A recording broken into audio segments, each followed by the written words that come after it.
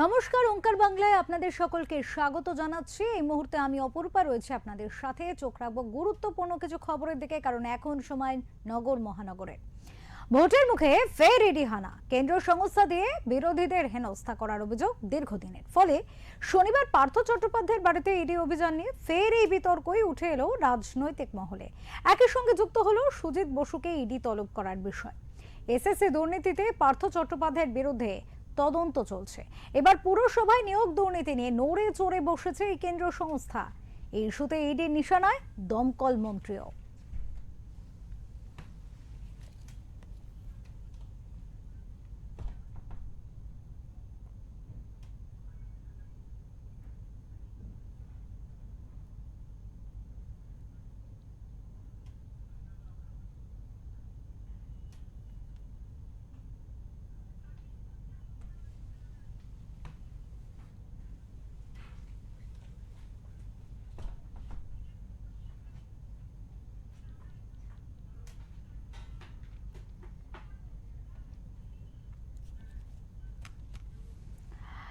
স্বাভাবিকভাবেই নির্বাচনের আগে ইডি হানায় একাধিক প্রশ্ন উঠছে।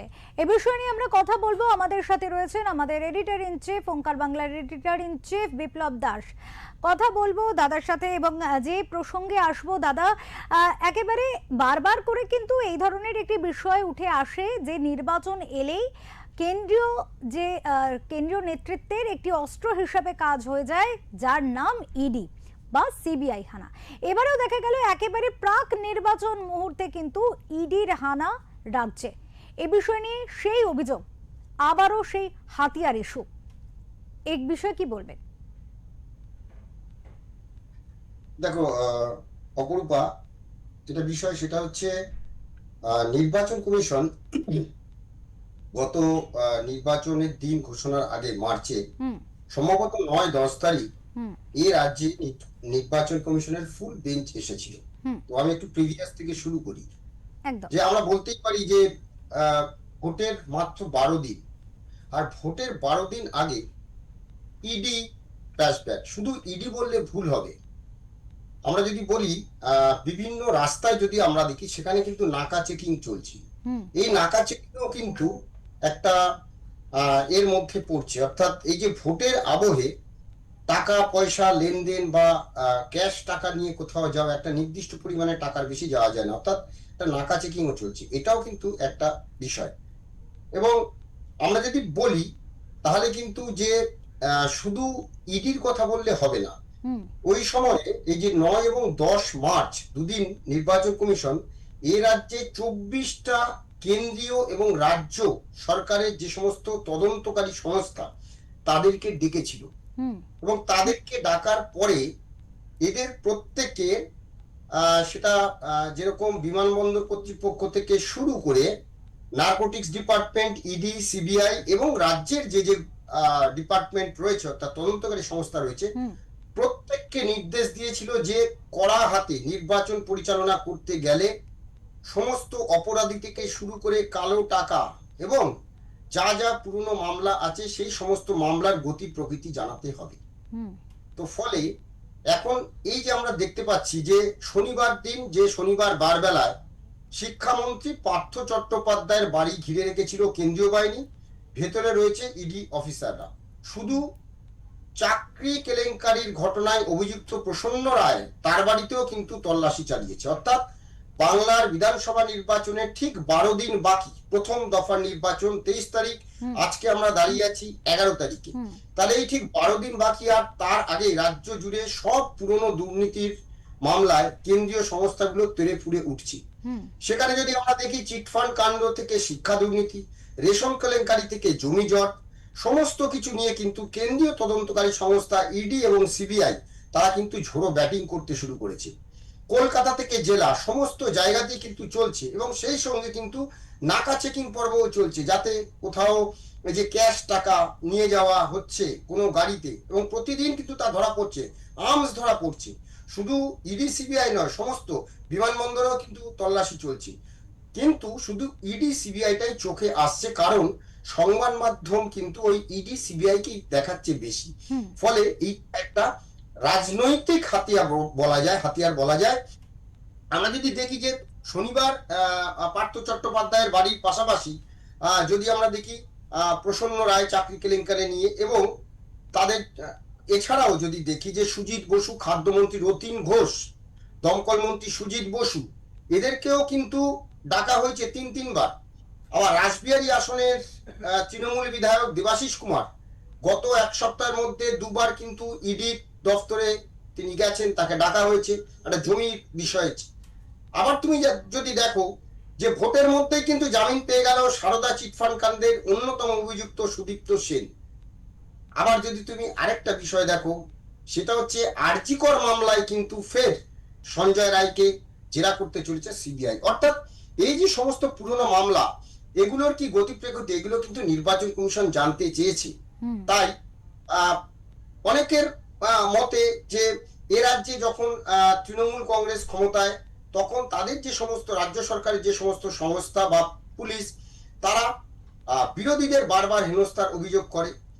ফলে জাতীয় স্তরেও যারা বিরোধী, অর্থাৎ তৃণমূল জাতীয় স্তরে বিরোধী, তাদেরও একটা অভিযোগ যে বিজেপি ইডি সিবিআই কে অপব্যবহার করে রাজনৈতিক নেতাদের বিভিন্ন রকম ডিস্টার্ব করছেন।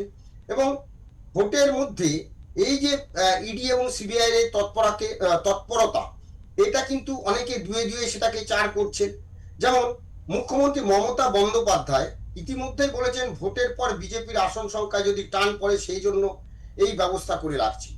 কিন্তু বিষয়টা হলো যে রাজনৈতিক বিশ্লেষকরা আবার বলছেন যে একটানা 15 বছর মমতা বন্দ্যোপাধ্যায় ক্ষমতায় রয়েছেন, ফলে একটা যে প্রতিষ্ঠান বিরোধিতা, সেই প্রতিষ্ঠান বিরোধিতার অনেক রকম বিষয় এখন কিন্তু এই যে জাতীয় স্তরে রয়েছে, এদের কাছে রয়েছে। তাতে চিটফাট কেলেঙ্কারি আছে, কয়লা কেলেঙ্কারি আছে, গরু পাচার, শিক্ষা দুর্নীতি, আরজিকর মামলা, অনেক প্রচুর প্রচুর প্রচুর। তো এইটাকে এই নির্বাচনে তৃণমূল কংগ্রেস যেরকম এসআইআর কে একটা হাতিয়ার করে বিতর্কের কেন্দ্রে আনতে চাইছে, বারবার করে তারা এই বিষয়টাকে হাতিয়ার করে রাখতে চাইছে যাতে এইটা ভোটের আগে না বেরিয়ে যায় হাত থেকে।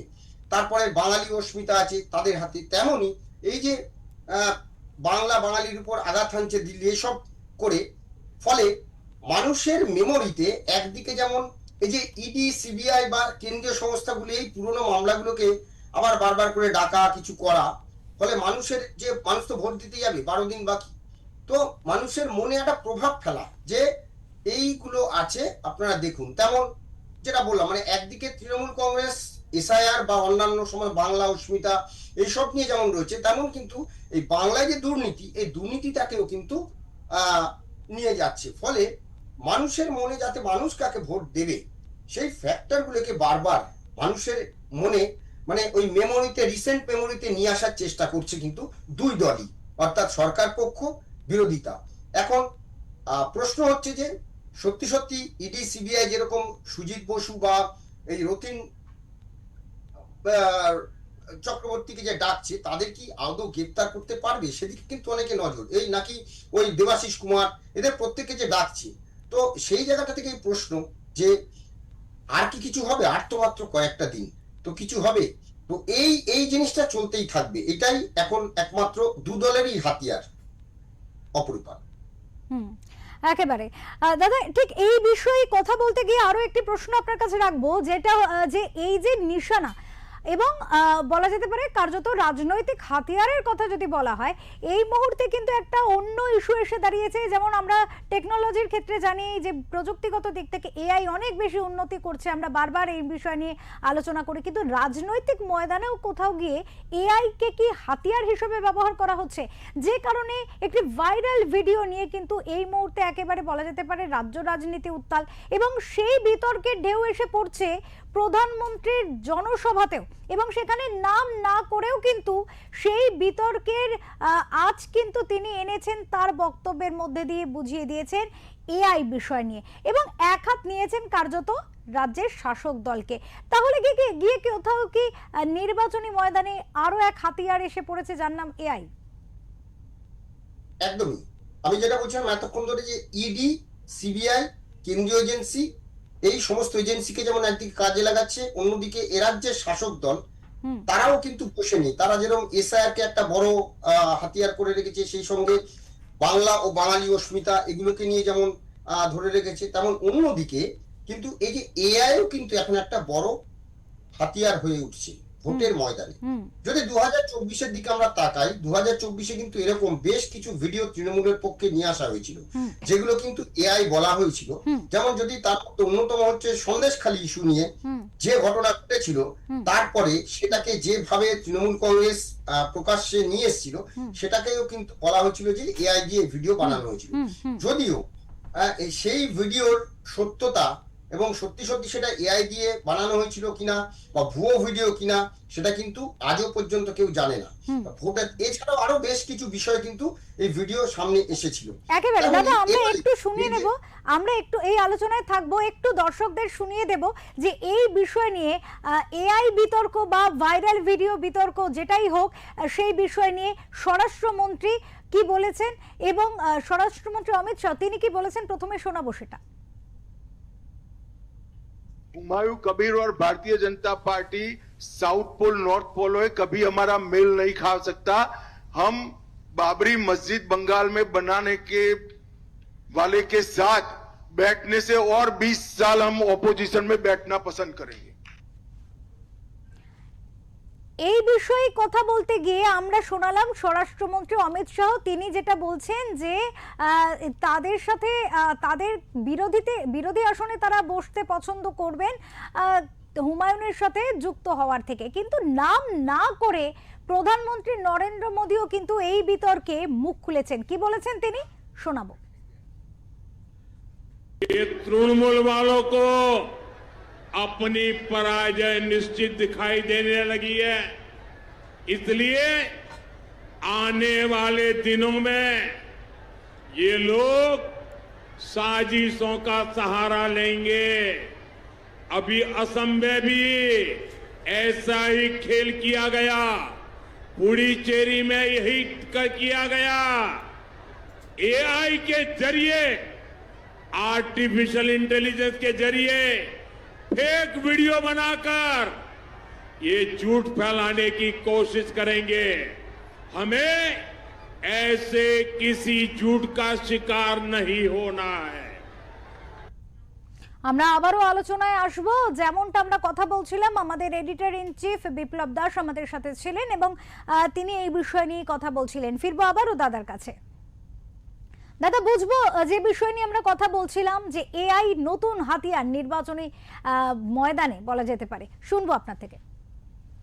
যেটা বলছিলাম যে ইডি সিবিআই কেন্দ্রীয় এজেন্সি যেগুলো রয়েছে সেগুলো তো একটা হাতিয়ার রয়েছে, উল্টো দিকে তৃণমূল কংগ্রেসের কাছে এই ইস্যু যেটা হচ্ছে এসআইআর নিয়ে ইস্যু, সেই সময় বাংলা বাঙালি অস্মিতা, এই বিষয়গুলোর পাশাপাশি এবারে কিন্তু এআই একটা এআই নির্ভরশীলতা কি ভিডিও তৈরি করা, সেটা কিন্তু আমরা গত 2024-এর লোকসভা নির্বাচনেও দেখেছিলাম সন্দেশখালী বিষয়টা নিয়ে।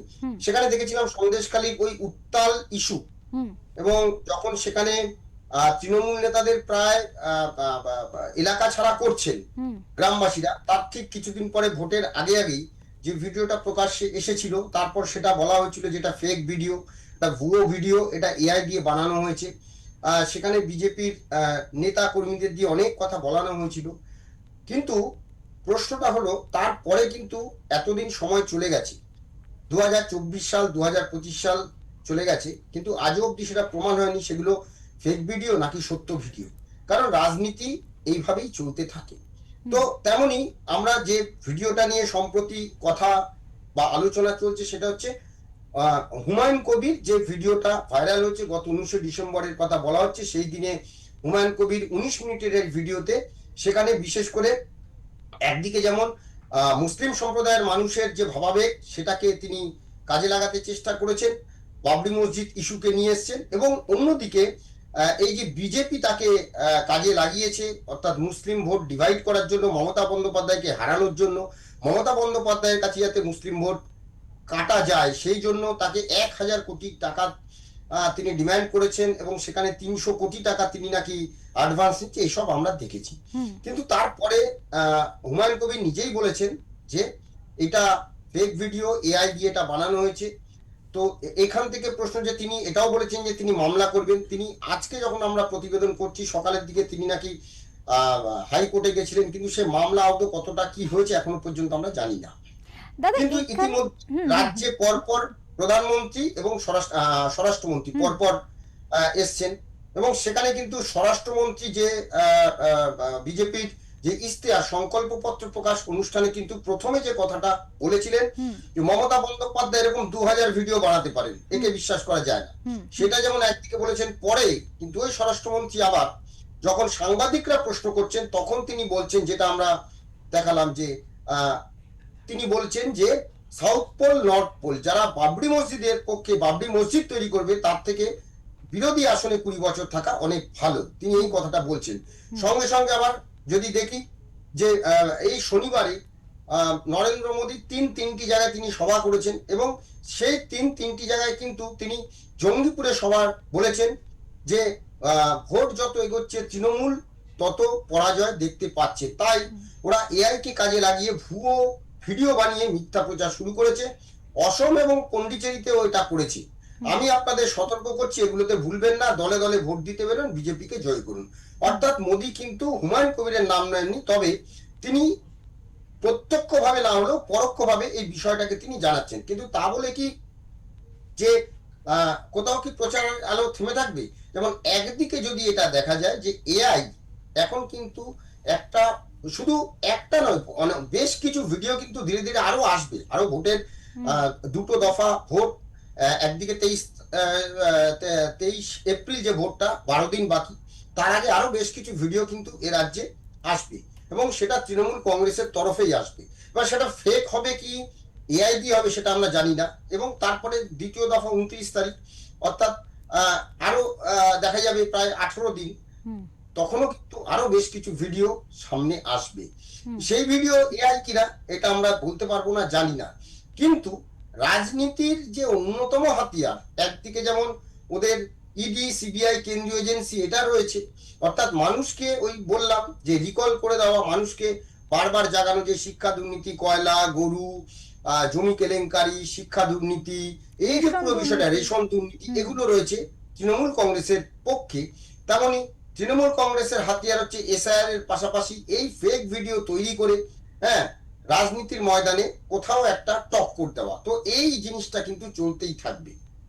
একেবারে অনেক ধন্যবাদ দাদা এই বিষয় নিয়ে আলোচনা করার জন্য। আমরা আলোচনায় ছিলাম, আমাদের সাথে ছিলেন ওঙ্কার এডিটর ইন চিফ বিপ্লব দাস, এবং তিনি যেমনটা বললেন যে একদিকে যেমন তৃণমূলের কাছে হাতিয়ার হিসেবে রয়েছে ইডি সিবিআই এর বিপক্ষে বলা, তাদের বক্তব্য থাকে যে নির্বাচন এলেই কেন্দ্রীয় তদন্তকারী সংস্থার গতিবিধি দৌরাত্ম্য বেড়ে যায় রাজ্যে, ঠিক তেমনভাবেই কিন্তু বিজেপির তরফ থেকে বা বলা যেতে পারে বিরোধী দলের তরফ থেকে কিন্তু এই ধরনের বক্তব্য আসছে যে নির্বাচনের আগে আগে এমন প্রচুর ভিডিও আসে শাসক দলের তরফ থেকে, সেগুলোই সামনে আনা হয়, যেগুলি কিন্তু আদতে কতটা সত্য তা নিয়ে প্রশ্ন থেকে যায়। এখন এর প্রভাব নির্বাচনে কতটা, সেই দিকেই কিন্তু সকলের নজর থাকবে। এমনই কিন্তু তথ্য উঠে এসেছিল। এর পরবর্তী ক্ষেত্রে